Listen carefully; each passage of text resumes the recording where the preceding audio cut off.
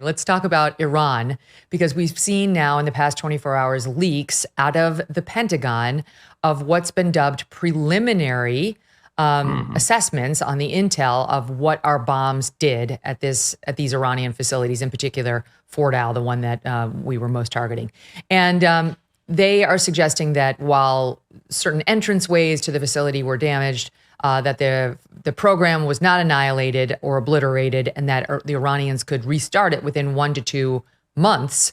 The president's angry about this. So is Secretary Hegseth about these leaks, saying there's going to be a leak investigation. First of all, whoever leaked it went to Natasha Bertrand, who's been the same person saying the Hunter Biden laptop was disinformation and Russiagate. But the Pentagon's admitting that there is a document that says top secret that did have some sort of an assessment that looks like this in it. They're pointing out it was preliminary and they had low confidence in it. And the media is now running with this as though it's a final pronouncement on a failed operation by the bomber. So what is the truth and what do you make of the controversy? Look, we've seen this movie. You can dismiss all of that. This is low-level leakers who are always trying to undermine the Trump administration and undermine him and his achievements. And that's what this is. This is early assessments. They're unreliable. We're basically looking at satellite images. We obviously don't have people on the ground in these tunnels checking out what's happened, but we dropped the largest bombs ever known to man, short of a nuclear bomb, on this spot, and dropped it, in a small area the size of a air conditioner unit. It obviously did dramatic damage. It will set the program back, and you don't have to take our word for it. Take an independent national agency, the AIEA, or whatever it's called. Yeah, right. IAEA. I got so many acronyms here. But they said, of course it set it back. This is obvious. Now, we'll get more detailed intelligence, but I have had the classified briefings, Megyn, and I'll just tell you, short of revealing any of that, we have high confidence that we did serious damage and we set them back. The best evidence of that is Iran suddenly coming to the table and wanting to negotiate a peace deal, okay? They would not be doing that if we had not hobbled them, right? We took out all of their top echelon of military officers and personnel. We took out all their nuclear scientists, the ones who were at the pinpoint, trying to deliver these dangerous weapons. And remember, that same international agency and our intelligence community determined that they were within days of being able to produce a nuclear weapon. They had enough 60% enriched uranium to develop 9 nuclear weapons within weeks, or at least one within 2 to 3 days. That's what the international agency said. This was an imminent danger. The president acted clearly within his constitutional authority, and he did the right, decisive thing for the people. That's why we elected Donald J. Trump. He's the leader to get it done, and he did. Why would someone within the Pentagon be leaking that preliminary low confidence report to CNN?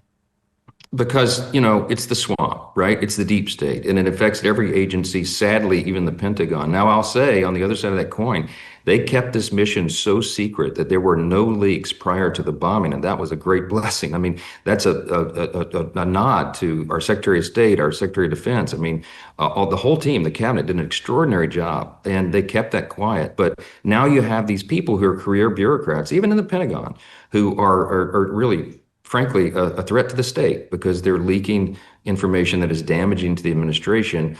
But it's false. I don't buy that. This is an early assessment. It will be further developed. And I'm telling you, we did enough damage to bring Iran hobbling on their knees, begging for a peace agreement.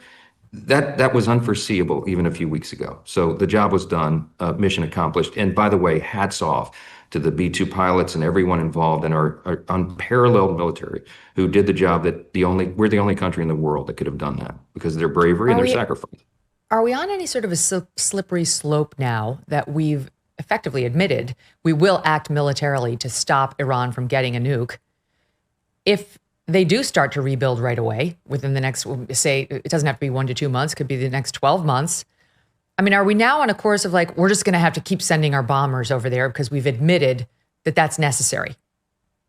I don't think so. I genuinely believe that this is going to solve the problem, at least for the foreseeable future, and as long as Donald J. Trump is in the White House. Why? Because he has sent a message. You see our allies at the NATO summit. I mean, it's like the Lion King, right? Donald Trump walks in and they all sort of bow again. America's back. And let me tell you something, a strong America is good for everyone around the world, and they all know it.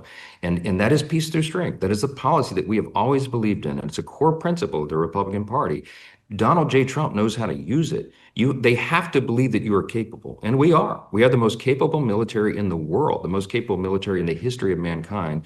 We don't want to use it. President Trump wants to be a peacetime president. He believes that. He doesn't want us to be involved in nation building and interventionalism and having wars around the globe. He wants to stop them. And every now and then you have to show that that force is real. We did that. Everybody's on notice, and the terrorists and tyrants around the globe are terrified. That's the position we need them to be in. You mentioned that the president had the authorization, all authorization he needed to conduct those strikes last Saturday. Not everybody agrees, as you know, even within the Republican caucus. Thomas Massie has suggested otherwise. Of course, AOC and others on the left are saying it's an impeachable offense. What about the War Powers Act? What about war authorization and Congress's role in being the ones that are supposed to declare war? Listen, I'm a constitutional law attorney. You're an attorney. You and I have studied these things. I think we agree on it, Megyn. I'm not sure the War Powers Act is even constitutional, okay? It was enacted by Congress 1973. The idea is that the commander-in-chief is supposed to inform Congress within 48 hours of a military action. And of course, that's kind of a moot point now in the age of 24-hour news cycles and social media. Everybody knows instantaneously what's happening, so it's almost moot.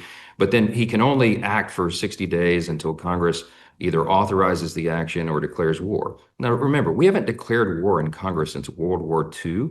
There's been over 125 military operations by presidents of both parties in that intervening period. And by the way, all these Democrats who are howling right now never said a word when Barack Obama used the authority, or Bill Clinton or Joe Biden, and they dropped bombs in the Middle East. No one said a word. Suddenly, Donald Trump does it. It's a gross constitutional violation. It's nonsense. If you go back to the original intent of the framers and read the Federalist Papers, Federalist 70, Alexander Hamilton, they spoke very clearly about the necessity of having a commander-in-chief that had the authority to act when there's imminent danger to the American people or our interests, our personnel. And President Trump used that authority, as have other presidents, and it's appropriate. This is exactly, I think, what the framers would have had in mind. Hey, could they have envisioned a scenario like this? They would have wanted the commander-in-chief to be able to act unilaterally, because if you waited on Congress to authorize it, we would dither over this for weeks or months. Iran would have a nuclear warhead by the time Congress acted, and I'm not sure we could deliver the votes. So, well, and they certainly would have had all the nuclear facilities emptied out. The ones that we knew about. They would have gotten all of the uranium removed from those facilities if we had to wait for a congressional debate. Nonetheless, forgive me for bringing her up, but you've got comments like this from Democrat Jasmine Crockett. Here it is. And to understand enough about the Constitution to the extent that I'm the one that's supposed to make the fucking decision, or at least get a vote.